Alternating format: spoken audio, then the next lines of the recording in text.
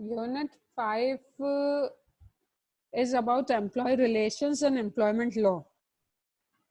Dynamics of employee relations. The term employee relations refer to a company's effort to manage relationships between employers and employees.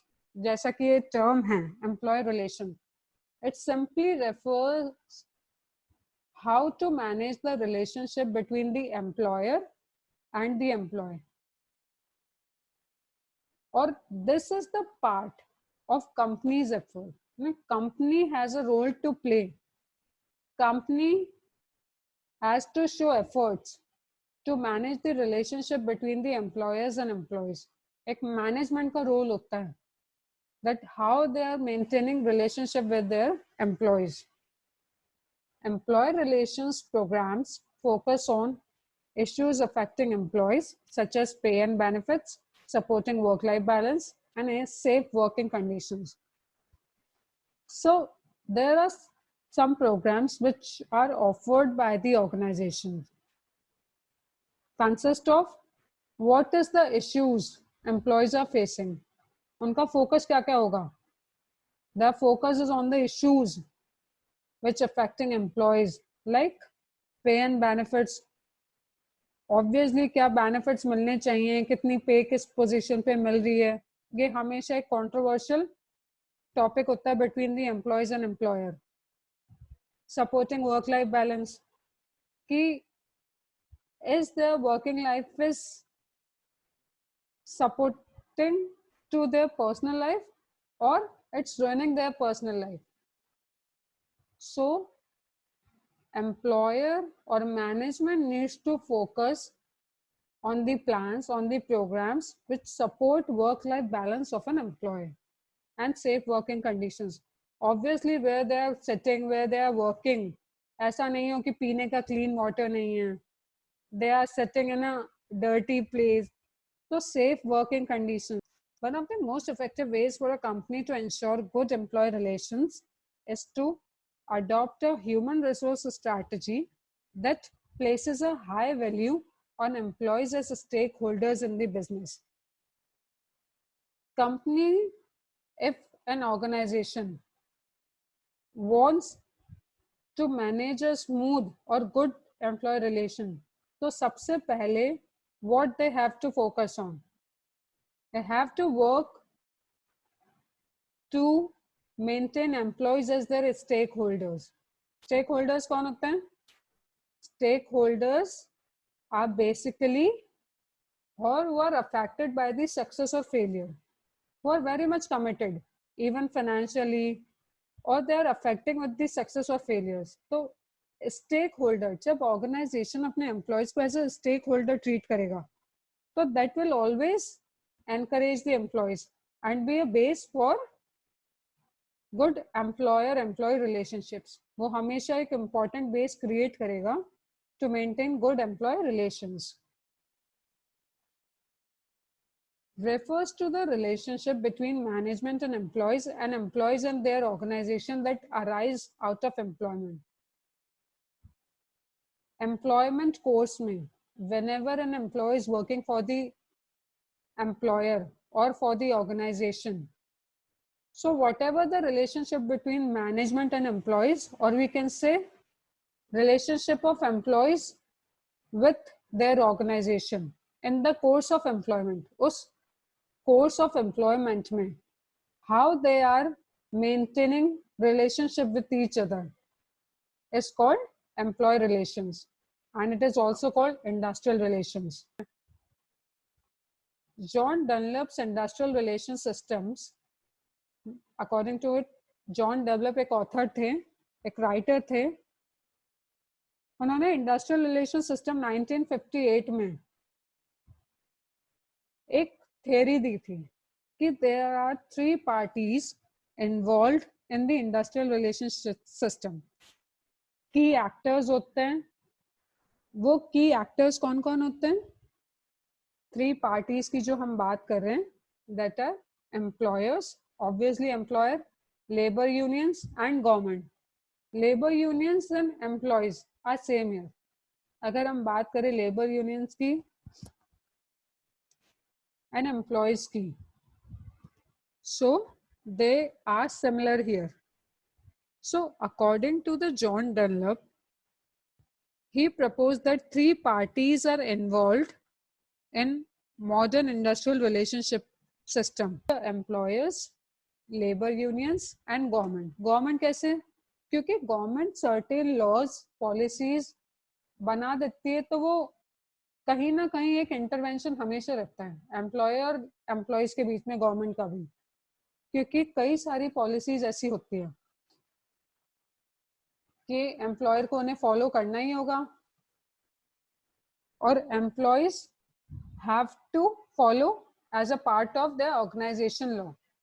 तो this is important. तो कहीं ना कहीं government is also act as a key player. Now we can see the origin and growth of labor relations. So that is divided into four categories. Industrial relations in ancient India. Ancient India के time पे क्या था?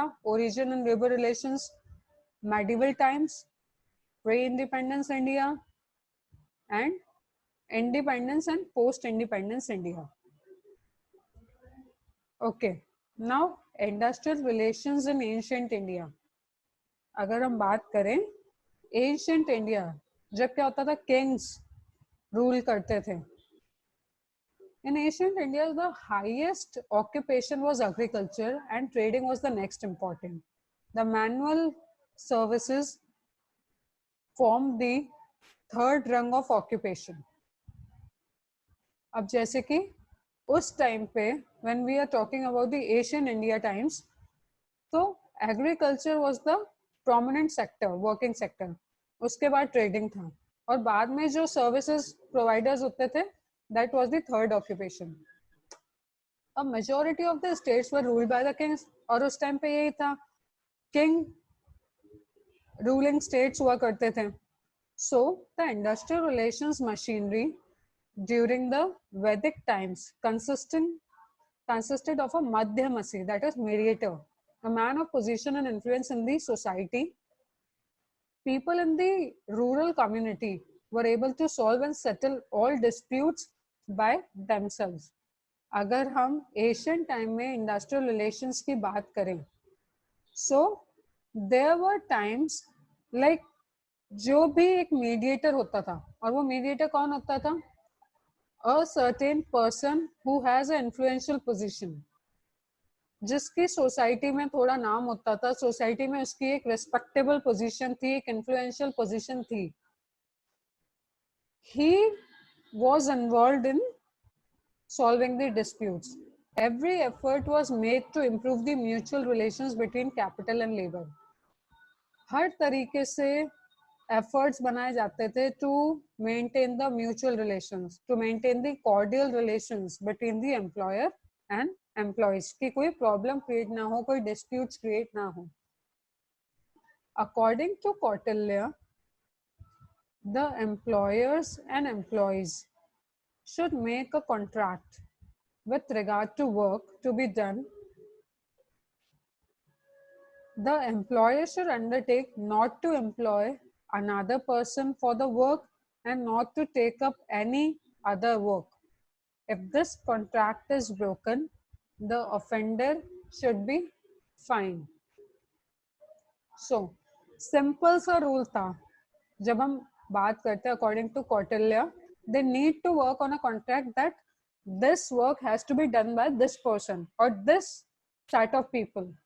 कुछ लोग होते थे जो higher कर लिए जाते थे एक वर्क अकम्प्लिश करने के लिए, और ये दोनों की रिस्पॉन्सिबिलिटी हो जाती थी कि ना तो एम्प्लॉयर जिस वर्क के लिए उन लोगों को उसने हायर किया है वो पे करेगा, वो किसी और वर्कर्स को नहीं हायर करेगा, और एम्प्लॉयज के केस से भी ये होता था कि वो अपने पार्ट पे किसी और एम्प्लॉयर के पास नहीं जाएंगे जब तक कि वो उस पर्टिकुलर टास्क को फिनिश नहीं कर लेंगे जो कि उनका एक एम्प्लॉयर के साथ असाइंड है. तो इस रूल पे दोनों पार्टीज वर्क करते थे, और जो भी रूल ब्रेक करता था, any party who is breaking the rule, तो उसकी वजह से the offender should be fine. जिसकी साइड से गलती होती थी उसे फाइन पे करना होता था. सिंपल सा रीजन था, एम्प्लॉयर्स और एम्प्लॉय दोनों ने कॉन्ट्रैक्ट बना लिया एक काम को लेकर, और जो भी उस कॉन्ट्रैक्ट को खत्म करेगा, उस एग्रीमेंट को ब्रेक करेगा, उसके लिए उसको फाइन पे करना होगा। करें मेडिवल टाइम्स की, तो मेडिवल टाइम्स में there was only a nominal difference between a artisan, a servant, an employee and a slave. Medieval times कौन सा पीरियड था? जब we have a rule of Mughals, जब emperors मुगल्स हुआ करते थे, तो उस टाइम पे कोई डिफरेंस नहीं बचा था, चाहे कोई सर्वेंट हो, चाहे कोई स्लेव हो, एम्प्लॉय हो, आर्टिस्ट हो, सबको एक ही तरीके से ट्रीट किया जाता था. If the work was found to be inadequately done, the wages were proportionately reduced. जिसने भी काम को ढंग से नहीं किया, उसकी एज पर the accordingly wages cut down कर दी जाती थी. During this period the disputes were solved and decided by the emperor himself.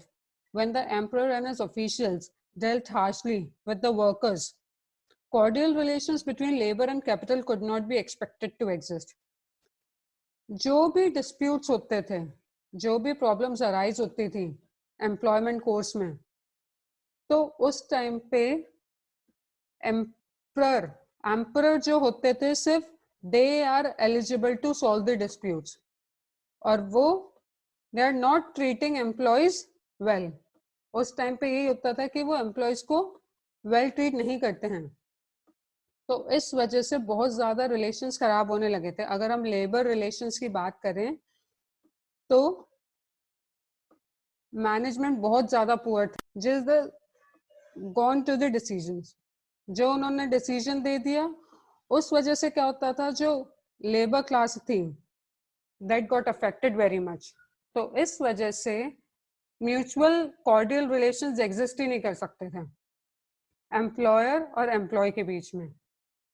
The commercial character of the east India company did not change the condition of the worker.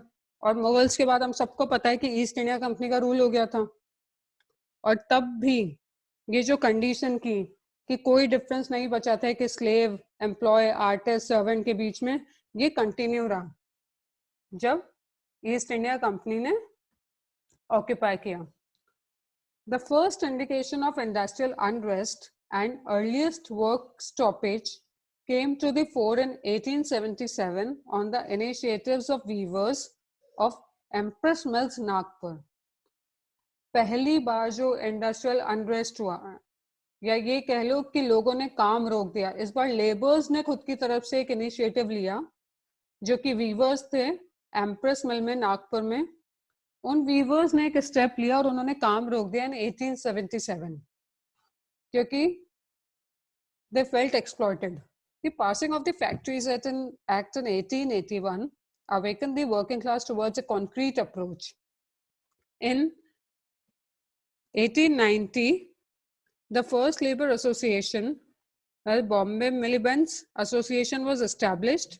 1905, another organization was formed in the Calcutta under the name of the Printers Union. The Postal Union was formed in Bombay in 1907. अब 1877 में जब अचानक ये industrial unrest देखा गया, तो उसके बाद एक फैक्ट्रीज एक्ट पास किया गया 1881 में. उस वजह से फैक्ट्रीज एक्ट से कहीं ना कहीं वर्किंग क्लास को एक हेल्प हुई. उन्होंने सोचा कि there are some acts which are helping us, क्योंकि फैक्ट्रीज एक्ट में बहुत सारे कंडीशंस थे कि किस तरीके की वर्किंग कंडीशंस होनी चाहिए, क्या टाइम होना चाहिए, इससे ज्यादा आप उन्हें काम नहीं करा सकते, आपको proper sanitary and cleanliness provide करना पड़ेगा लेबर्स को. तो ये सारे एक्ट्स जब आए तो वर्किंग क्लास को लगा कि now they have right to say something, और इस वजह से 1890 में फर्स्ट लेबर एसोसिएशन फॉर्म हुआ, जो कि था बॉम्बे मिलीबेंज एसोसिएशन. फिर 1905 में another organisation was formed in Calcutta. फिर एक और यूनियन फॉर्म हुआ प्रिंटर्स यूनियन के नाम से. फिर पोस्टल यूनियन भी फॉर्म हो गया बॉम्बे में 1907 में. तो इस तरीके से अब लेबर्स अपने यूनियंस फॉर्म करने लगे थे.